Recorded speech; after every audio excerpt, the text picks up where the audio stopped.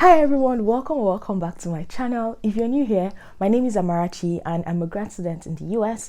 On this channel, I share useful tips about moving to the US as well as documenting my grad school journey. So if this is something you're interested in, please consider subscribing. Before I get into today's video, I just want to say Happy New Year. Yes, it's a little bit late, but this is my first video on this channel this year. So Happy New Year to you all. I hope all your noble wishes for 2023 come true. As you can tell from the title of this video, I'm going to be discussing a couple of factors to take into consideration when deciding between multiple grad school offers.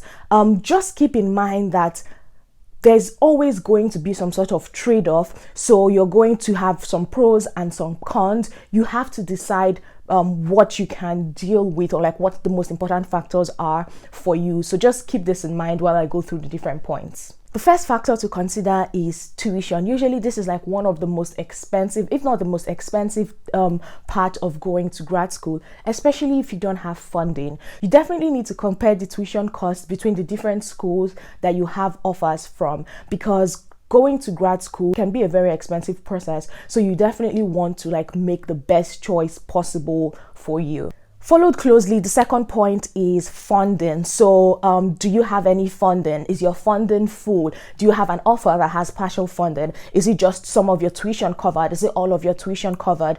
If your tuition is covered and your living expenses are not covered, can you afford to cover the living expenses? If only half of your tuition is covered, can you afford to pay the remaining half of your tuition? So funding is definitely a huge factor to like take into consideration when deciding between offers. The third thing would be the course of study / your personal interest. So I know that many people, when they apply to grad school, they might apply to slightly different programs in different schools. For me, for example, I have an undergrad degree in chemical engineering. So when I was applying to grad school, I applied to a couple of chemical engineering programs and a couple of chemistry programs, although I knew that I wanted to get into a chemistry program. So I know that this could be like a similar situation for people. You might apply to slightly different programs. You know, you have your first choice program or course of study, second choice, etc. So this is something that you should take into consideration as well. Ask yourself, like, are any of the offers that you've gotten from your preferred course of study,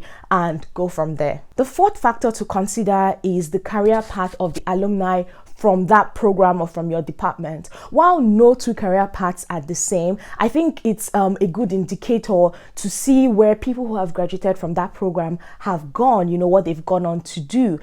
This really most times is an indicator of like the employability of the program. Of course, not everybody wants to be employed. Some people want to start their businesses, etc. This information is something that you can find easily on the program's website or like under different lab pages, especially if you're going to a PhD program. Most labs have a website with the current students in the lab and like the past students, and some of them include what the students are doing now. If you can't find this information there, you could also always just go on LinkedIn and, you know, type in the name of the school and the program and check for people. That way you can see people who went to this program and what they're doing right now, just to get like an overview of possible career paths after graduation.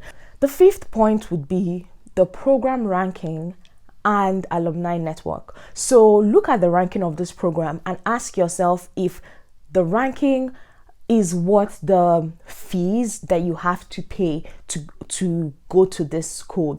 Even if it's expensive, even if the fees are expensive, you also need to ask yourself, what is the alumni network like, and is it worth getting a degree from this school? Alumni networks are very important because oftentimes they help you get your foot in the door of great companies upon graduation, and even many years after, they often provide great resources for career progression and even career switches in the future. So this is something that you want to take advantage of, and of course, you know, get into a school that has a good network.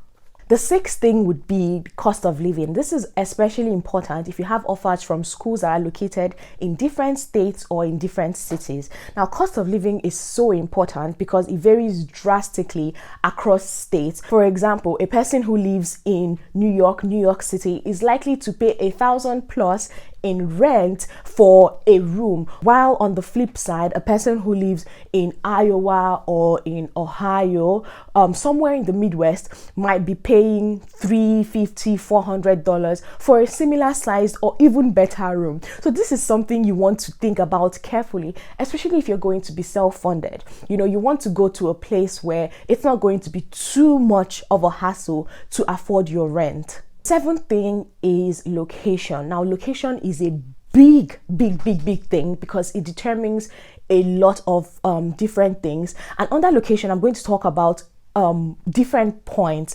But before I even get into it, I'm going to say that for foreigners, so for international students who might not have good information about what different locations in the country are like, please take some time and do a lot of research. Thankfully, these days we have the internet. It's an amazing resource.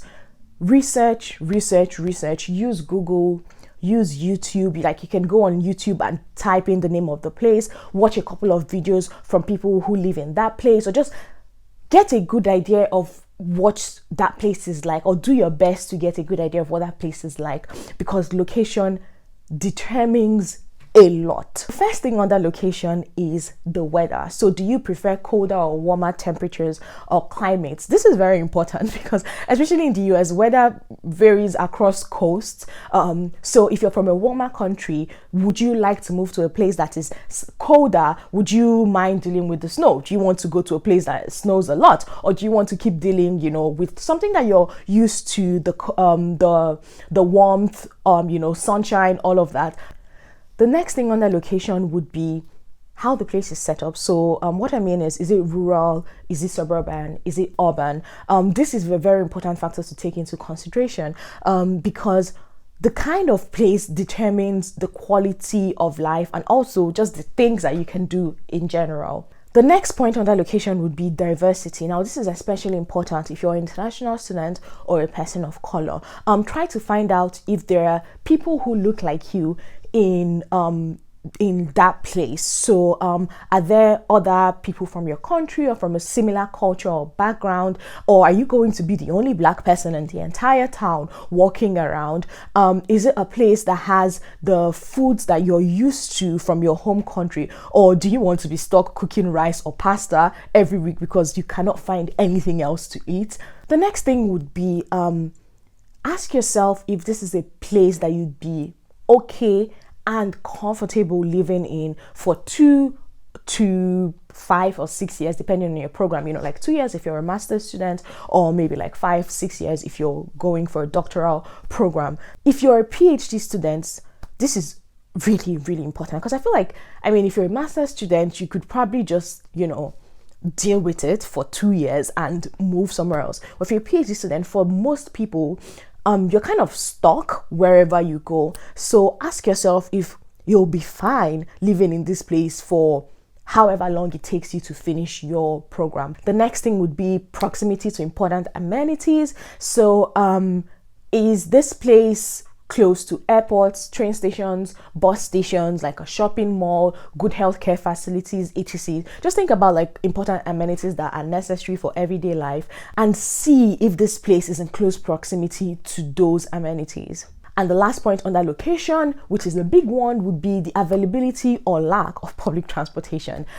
So when you first move there, do you immediately have to buy a car because public transportation is non-existent? Or would you need to get a bicycle to get around? Or is it a situation where you have to like walk around everywhere because, you don't have a car, you don't have public transportation, no options are available. So think about this, like, does this place have public transportation or not? And is this something that I can deal with, especially in your first few weeks of living, in the place? Now that we're done with location, let's go back to, the points. The 8th point would be an international student community and good representation. Yes, I know I talked about diversity, like other people that look like you, etc. But there could be people who look like you who aren't necessarily international students. But for a school specifically, you want one that has a strong international student community. This saves you a lot of hassle because if they have a lot of international students, they kind of know the challenges that are peculiar to international students, And if it's a good school, they anticipate this and provide resources that will help you through those problems. It's not just enough to have an international students office or center, but check in with other international students. Find out if the school and the town in general is friendly or hostile towards international students. Some schools have international students, but they are absolutely hostile towards them. So you don't want to be in a situation like this.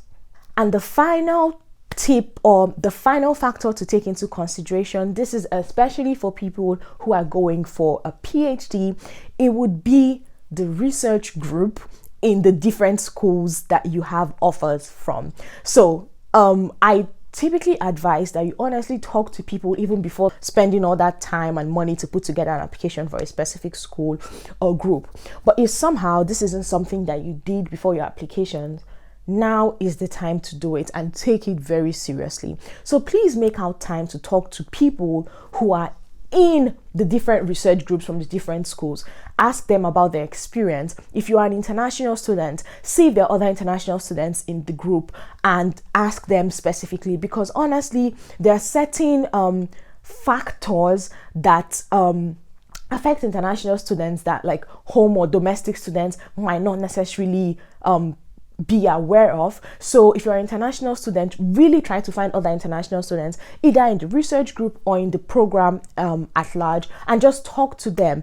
Now also try to talk to other people, other PhD students in the program who aren't necessarily in the research group that you're interested in. This is important. I'd actually say maybe talk to them first and then talk to people in the research group second. Now this is important because if you've talked to 3 or 4 people who are in the department but aren't in the research group, and you've seen that they've said very similar things which are, I guess, negative, you probably don't want to ignore that, right? Now, after talking to these people, you can also clarify with people who are in the group. Personally, when people reach out to me and ask about my group or my program, I say the truth. I'm honest, and I hope that other people are also as honest as they can be.